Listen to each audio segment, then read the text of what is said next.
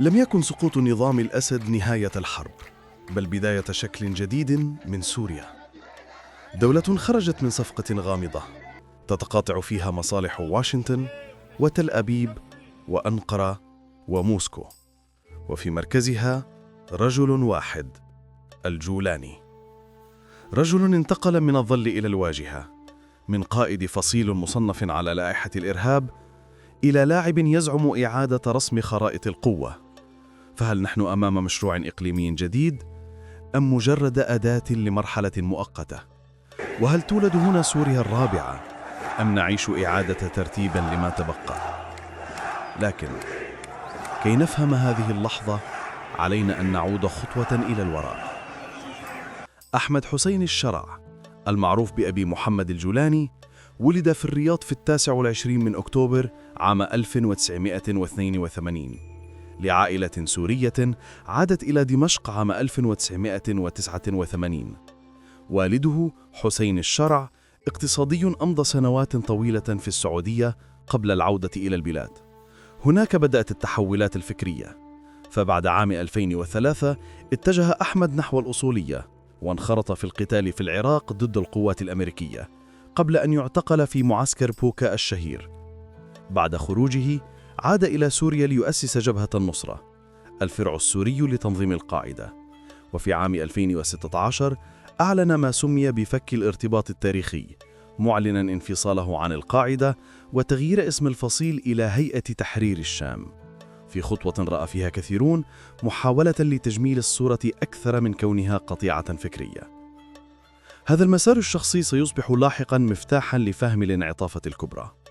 بعد سلسلة من الصفقات المتشابكة بين فصائل الداخل وقوى إقليمية، قاد الشرع عمليات عسكرية وسياسية انتهت بانهيار النظام أواخر عام 2024 من خلال شبكة تفاهمات مع أطراف مختلفة بعضها من داخل النظام نفسه.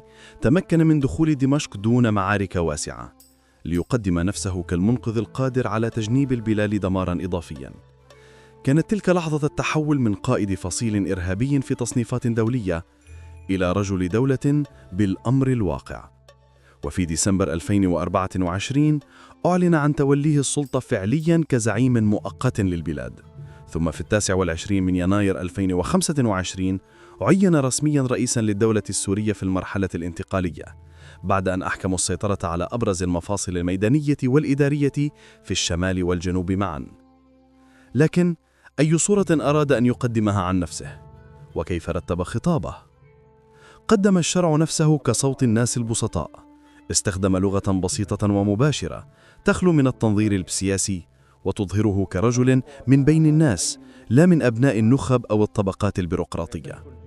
اختار اللقب الجولاني ليعزز رمزيته الشعبية ويربط نفسه بالمناطق الجنوبية التي عانت من الاحتلال والحرب، ليبدو كمن يحمل هوية وطنية مقاومة تتحدث باسم الجميع. في خطاباته اختار التركيز على القضايا التي تلامس حياة السوريين اليومية: العقوبات، إعادة الإعمار، رفع المعاناة عن الشعب، ووحدة الأرض السورية، في محاولة لإظهار نفسه كقائد وطني براغماتي لا كزعيم فصيل مسلح. كما ظهر في المحافل الدولية، من مؤتمرات الأمم المتحدة إلى اللقاءات الدبلوماسية، ليقدم نفسه كقائد خرج من أرض المعركة ليمثل سوريا في المحافل العالمية. قصة مثالية للوسائل الإعلامية التي تحب أن تروج لصورة الرجل القادم من الميدان إلى الدولة. لكن ورغم هذه الصورة الإعلامية المصقولة بعناية، فإن الواقع التنظيمي والسياسي مختلف تماماً. حتى الآن لم يقدم الشرع برنامجاً واضحاً أو مشروعاً واقعياً متكاملاً لإدارة الدولة السورية.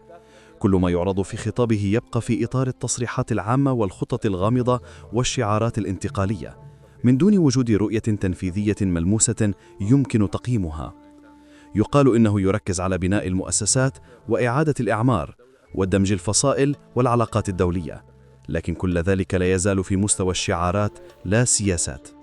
في حكومته الانتقالية قام بدمج بعض الوزارات مثل توحيد الكهرباء والنفط والمياه تحت وزارة للطاقة واحدة كإجراء إداري سريع، لكنه لا يعتبر مشروعا تنمويا حقيقيا بقدر ما هو إعادة ترتيب بيروقراطي.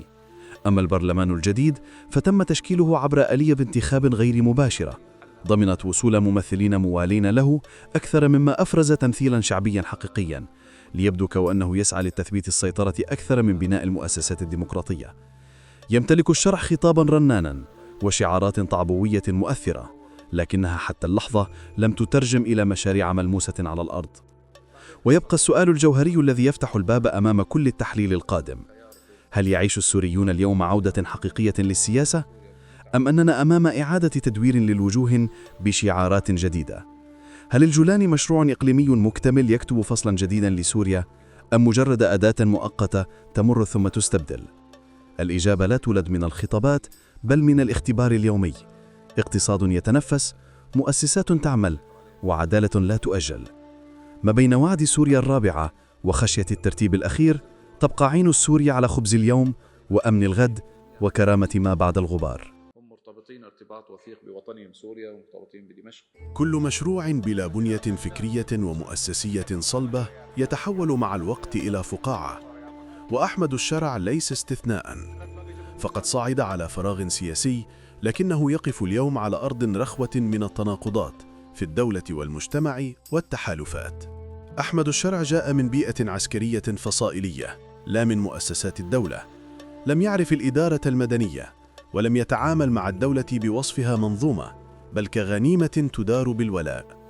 السلطة في يده تتركز ضمن دائرة صغيرة من المقربين، إخوة مستشارون وقادة فصائل سابقون، ولا يؤمن بتفويض حقيقي أو شراكة سياسية. حين وقع الإعلان الدستوري المؤقت، منح نفسه صلاحيات مطلقة في التعيين والتشريع، وألغى فعلياً مبدأ الفصل بين السلطات. تدار حكومته بالقرارات الفردية لا عبر مؤسسات. وفي اللقاءات الدولية بدا خطابه مرتبكاً، وكأن النص يملى عليه لا يخرج منه. سوريا الخارجة من الحرب تحتاج إلى بيروقراطية وكفاءات وخبراء، لا إلى عقلية المقاتل. وحين تتحول الدولة إلى انعكاس لشخص واحد، تصبح أكثر هشاشة من الرجل الذي يقودها. شرعيته لم تولد من صناديق الاقتراع أو عقد اجتماعي جديد، بل من مزيج من السلاح والإعلام. منصاته الدعائية ضخمت صورته كزعيم وطني، لكن تقارير ميدل إيست إنستيتيوت وكارنيجي في تموز 2025 أكدت أن شعبيته مصنوعة من الخوف والهيمنة، لا من القناعة. الإعلام يصنع الزعيم مؤقتاً، لكنه لا يحميه حين تنهار الأرض من تحته. فحين تكون الشرعية قائمة على القوة لا على المؤسسات، يصبح سقوط الرمز سقوط النظام كله. ما يسمى اليوم بسوريا الجديدة ليست دولة، بل فسيفساء فصائل، لكل فصيل تمويل وولاء مختلف، وغالبها لا يخضع لأوامر مركزية. بعضها تحت المظلة التركية، وبعضها يتلقى دعما من شبكات خليجية مستقلة، وأخرى تدير مناطقها كإمارات صغيرة خارج سلطة الشرع. توزيع الوزارات، موارد الإعمار والمواقع الأمنية تحول إلى ساحة صراع بين هذه القوى، وفي أي لحظة يمكن أن ينقلب أحدها عليه إن شعر بأنه يقصى من الكعكة. إنه لا يحكم الدولة، بل يدير التوازن بين فصائلها، ومن يحكم الفصائل لا يحكم الوطن. الشرع ليس نتاج الداخل فقط، بل ثمرة تقاطعات إقليمية ودولية، لكنه اليوم يدفع ثمنها كلها في آن واحد. تركيا تعتبره أداة لضبط الشمال السوري وبوابة نفوذ جديد، لكنها لا تريد له أن يتحول إلى زعيم مستقل. إسرائيل ساهمت غير مباشرة في صعوده عبر عمليات أضعفت أذرع إيران في الجنوب، لكنها لا تريد حكومة سنية قوية على حدودها. ما تريده هو توازن هش يبقي دمشق ضعيفة. السعودية لا تعارض هوية سنية للحكم، لكنها ترفض أن تصبح سوريا ساحة خلفية لأنقرة، وقد ازداد امتعاضها مؤخرا بعد تقارب الشرع مع تركيا. الولايات المتحدة لن تتخلى عن قوات سوريا الديمقراطية بعد عقد من الشراكة الأمنية والسياسية، ولن تراهن على جيش فصائلي غير منضبط. أما أوروبا فتربط دعمها ب3 شروط: حماية الأقليات، محاربة الإرهاب، واحترام القانون الدولي، وكلها لم تتحقق بعد. هكذا يجد الشرع نفسه في مأزق رباعي: تركيا تريد تابعاً، إسرائيل تريد توازناً، السعودية تريد مسافة، وأمريكا تريد استقراراً بلا مغامرات. كل طرف يحتاجه مؤقتاً، لكن لا أحد يريده إلى الأبد. بهذه التناقضات أصبح الشرع واجهة سياسية لمرحلة انتقالية محسوبة. القوة التي دعمته تراه أداة لإدارة الأزمة لا لبناء الحل. وحين تتغير المعادلة أو تتبدل المصالح سيكون أول من يستبدل. تاريخه المليء بالتبدلات بين الولاءات تجعل الثقة به محدودة حتى عند حلفائه. إنه الزعيم الذي يمكن الاعتماد عليه في إدارة الفوضى، لكن لا أحد يريد أن يبني عليه مستقبل الدولة. شعبية الشرعانية لا بنيوية، ولدت من التعب لا من القناعة. الناس أيدوه لأنهم أرادوا الخلاص من مرحلة سابقة، لكن التفرد بالسلطة وتزايد نفوذ أقاربه في مواقع القرار أعاد إنتاج ذات الشعور بالخذلان. الشعبية التي تولد من الغضب تموت مع أول خيبة، وما بني على الفراغ ينهار حين يطالب الناس بالنتائج.